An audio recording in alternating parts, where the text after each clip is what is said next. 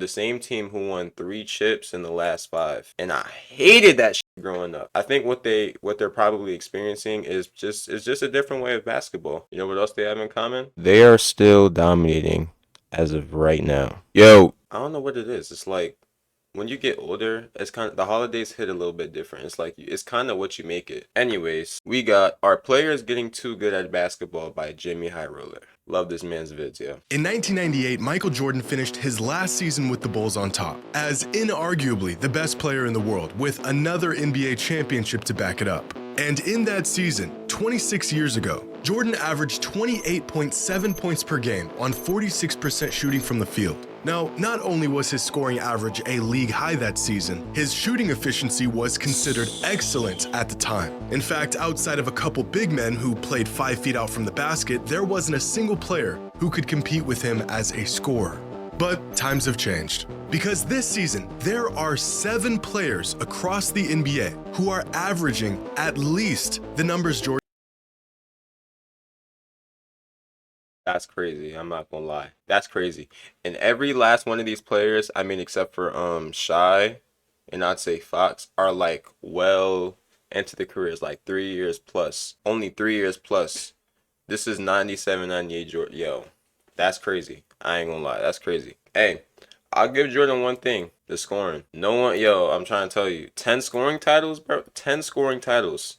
10 scoring titles in your 13-year career.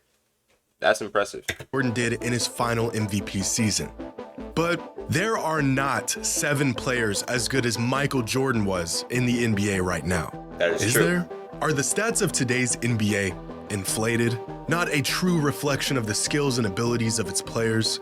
Or have NBA players gotten too good at basketball? Today's video is sponsored by DraftKings. The weather might Shout out to DraftKings, but you are not sponsoring this video, man. the other team. Sounds simple enough, but it's not. And generally, there are 2 ways you can go about this. Play stifling defense and keep your opponent's points as low as possible, or get buckets. NBA teams of today tend to lean towards option number 2. And they've gotten really good at it. Teams scoring 120, 130 points on a regular Yo, I wonder who's gonna be the first team to have 200 points in regulation. Because I mean, we're about to hit that mark. I'm not gonna lie. The Kings were less than 25 points away from scoring 200. That shit is insane to me. basis, even 140-point games, oftentimes occurring on the same night. Like, but this for is many wild. NBA fans who grew up on an NBA where point totals looked like this, they are not a big fan of all the scoring. They don't like it. There's too many points, or maybe not enough defense. Stat lines like this used to have the NBA world on fire for a day or 2, but now they're literally a dime a dozen. There's players around the league who are damn near averaging these numbers. Growing up, I would often go to Portland Trail Blazers games, and as much fun as it was to watch my home team play the most violent version of basketball possible without any real consequence, the real prize in my 8-year-old brain was this: a free chalupa from Taco Bell. All the Blazers had to do was score 100 points. Win or lose, 100 points, and the chalupa was ours. GG's. It doesn't look like much, but winning one of these felt like winning the lottery. We would get so riled up over the prospect of a free chalupa that many nights the crowd would just lose sight of the game altogether and start chanting chalupa as the score approached 100. But tragically, after 14 seasons, the Blazers discontinued this delicious promotion in 2013. And I think it's safe to say it's never coming back.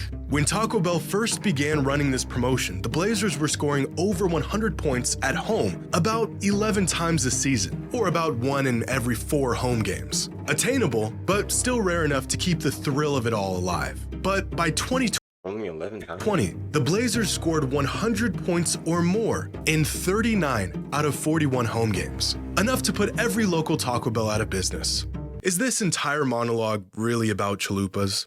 Kind of. But I say all of this to emphasize just how much scoring in the NBA has exploded and shows no signs of slowing down. NBA offenses in today's league are really, really good. Back in 2015, the Golden State Warriors reshaped what a potent, efficient offense looks like. And Hey, I think I said this last video. I'm trying to tell you, there was other teams, right? There was other teams, and then there was the Golden State Warriors. The same team that went 73-9. The same team who won 3 chips in the last 5. And I hated that shit growing up. I hated that shit. Yo, I hated that shit growing up. I hated it, bro. I hated it. They had a whole different way of playing basketball that I just wasn't used to. Looks like this year done caught up to them. I ain't gonna lie.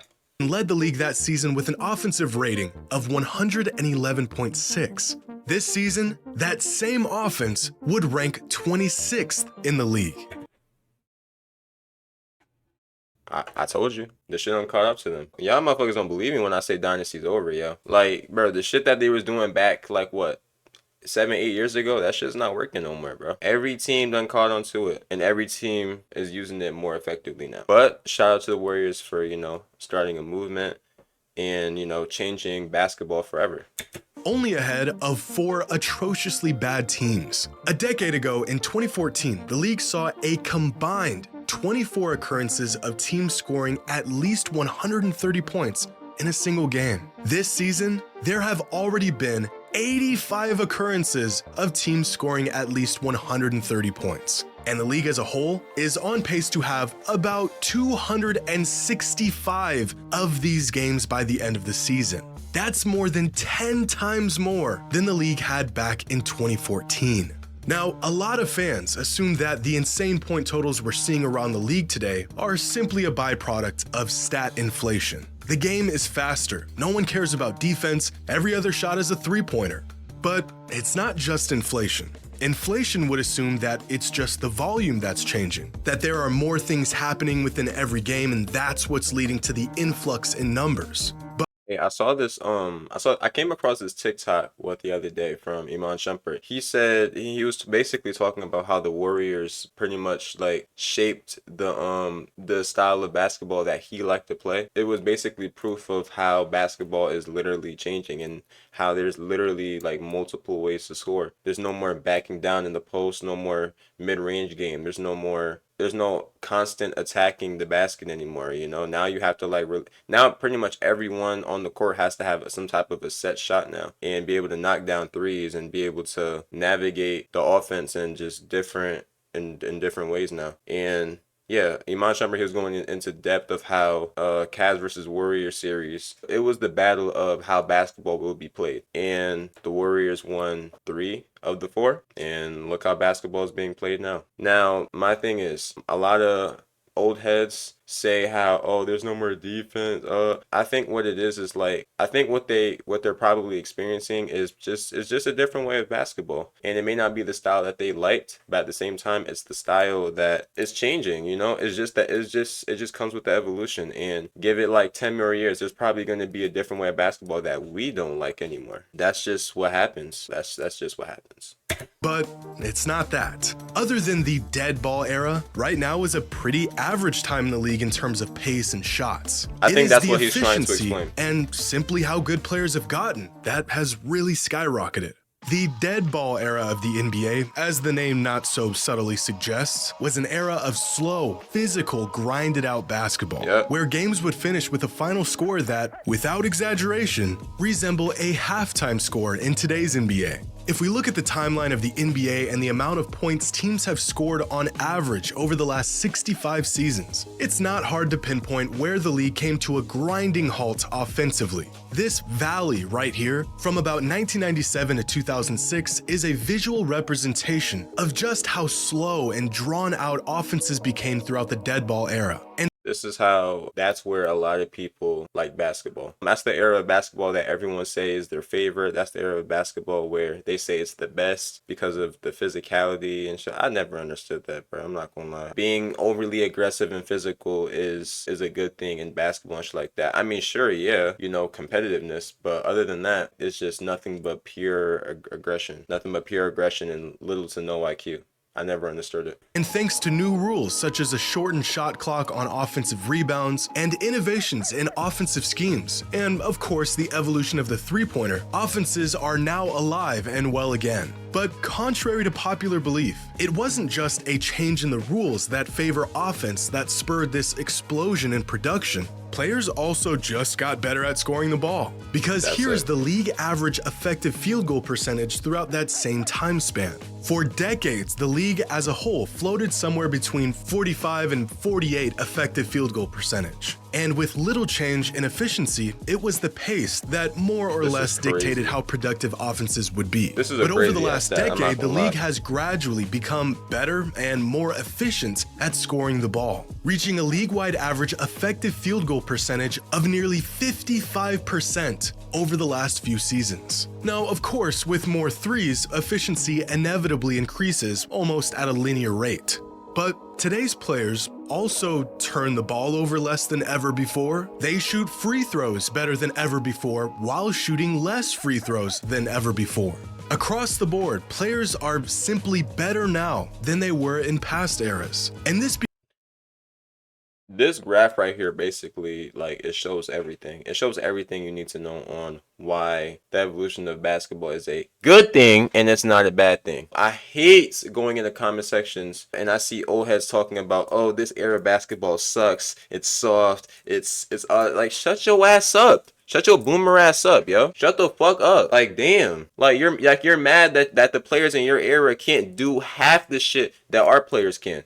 It can't, bro. And we got IQ on top of that shit, bro. And we got niggas from older eras still dominating to the oh my god. We still got niggas from the eras that those niggas grew up in still dominating to this day. And you're telling me this era's not, like, bro, come on now. Y'all niggas need to shut the fuck up, bro.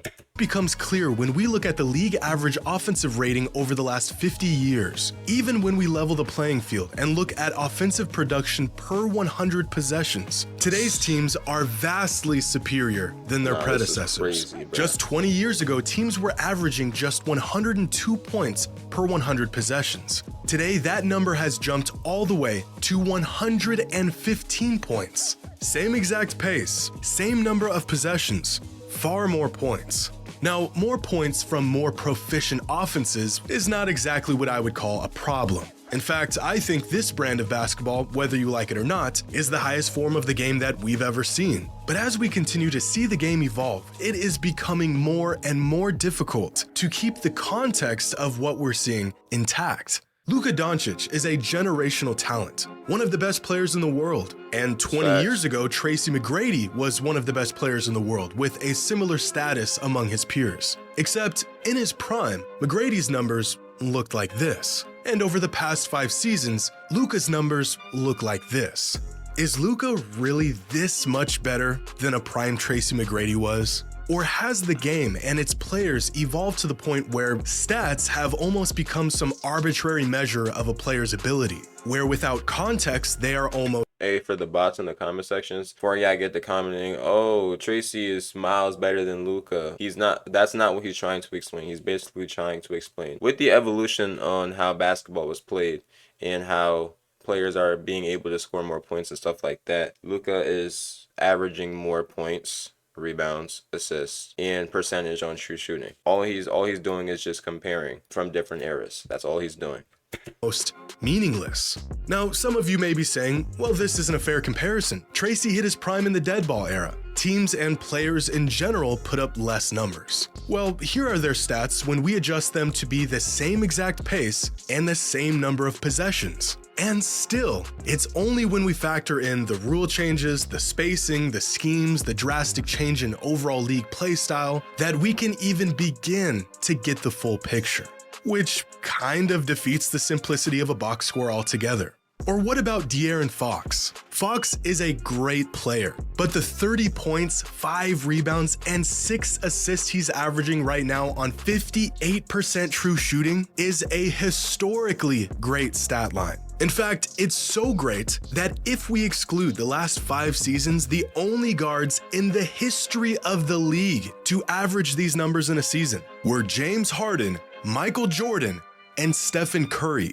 Are the numbers simply deceiving us? Or is De'Aaron Fox really this special? 10 years ago, in 2014, guess what LeBron James and Kevin Durant had in common? They were the only two players in the league to average at least 25 and 5 a game that season. 20 points, 5 rebounds, and 5 assists used to be sort of a standard for a fantastic all-around player. You know what else they have in common? They are still dominating as of right now. They are still as efficient as they were back then. And they are still one of the greatest players in the league right now. In today's league, there are 16 players around the league averaging at least 25 and 5.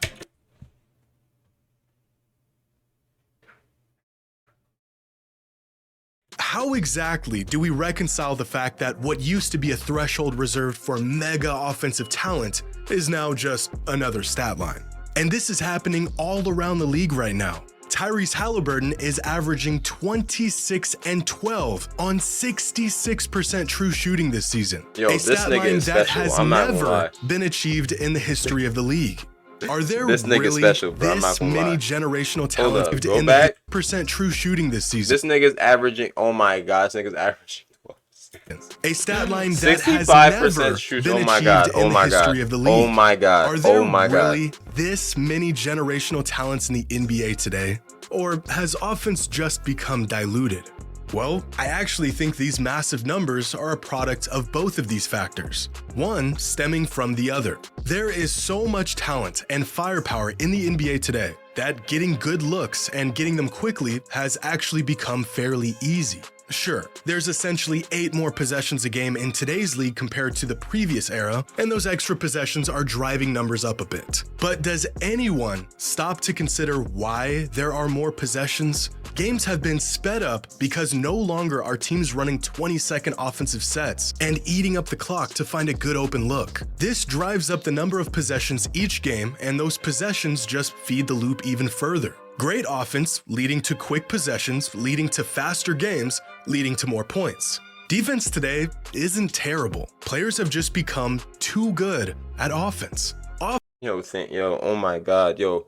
For the niggas who say these players can't last in their gen, bro, please, I need y'all niggas to copy this link to this video, bro, and show these, bro. I'm telling you, it's exposing all these niggas, bro. I'm tired of y'all old heads, yo. Offense has been the driving force and the primary emphasis on the league for a decade now. And over that decade, the game has evolved, and so has its players, with play styles tailor-made to wreak havoc on defenses. Over the years, great offensive players have proven that once your offensive game gets to a certain point, there's only so much a defense can do to slow it down. And instead of there being a handful of these unstoppable offensive players in the league at any given time, like we saw in previous eras, there are now dozens of players of this caliber all around the league. In the 90s, it was Jordan, Malone, Hakeem, D-Rob. Not just good offensive weapons, but truly elite. In the 2000s, it was Kobe, T-Mac, Shaq, Iverson. The 2010s had LeBron, Durant, Harden, Curry. But now, in the current era of the NBA, these elite offensive weapons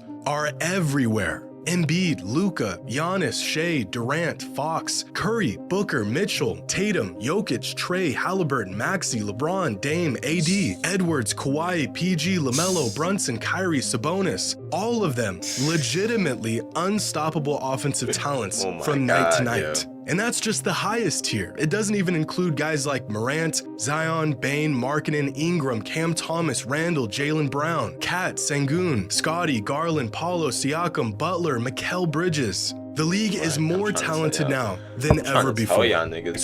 I'm trying to tell y'all niggas, bro. Yo, if there's any era of basketball to watch, bro, it's this shit right here. How do you stop all that talent? You don't. You just try to keep up. Between a massive change in the way young players are being taught to play the game, to new advanced analytics that have opened the doors to the best statistical options for teams around the league, to advancements in health and training regimens that have allowed older players to be at the top of their game longer than ever before, all factors building up to what has become the most loaded pool of talent in NBA history. But how do we know when it's gone too far? Look up just how much teams are scoring these days, and you'll also be met with a slew of angry fans, mourning the loss of the game they once loved. After the dead ball era, the league has taken so many steps to boost offense that maybe they've overcooked the recipe. Maybe there's too much offense in today's league. But is all of this offense artificial? A product of rules that simply push for more offense? Or have the skills and small nuances used by offensive greats in the past been optimized and perfected in players of today? That's what happened, bro. Literally, bro, it's just optimization, bro, and evolution. That's all it is. I mean, you can argue about the rule changes all you want. Nigga, the rule changes is not gonna stop niggas from getting 130. Bro, these players got too much skill for that shit, bro. I'm trying to tell you. It's just evolution. That's all it is. It's just evolution. Were defenses bad for letting Michael Jordan average 30 a game in a league where entire teams only average 90? In arguably the toughest time to score a bucket, Kobe scored 81 points on the Raptors. Was that team simply the worst defensive team of all time? Or was Kobe just that unstoppable offensively on that night? Good offense will almost always beat good defense. And right now, there's a whole lot of good offense in the NBA. And it's not a bad thing. In fact, it is a reflection of just how much better players have become and how the game has evolved. The only real downside to all of this, no more free chalupas. Oh, but you could get free wings if the Detroit you can get free wings if the Detroit Pistons win the game. Oh wait. This was a phenomenal video. For y'all niggas who say new gen is ass, or say new gen basketball is ass and y'all era is better. Yeah, bro, just watch this video. That's all you got to do. Just watch this video. Basketball will forever evolve, and either you evolve with it or you stay stuck in your gen.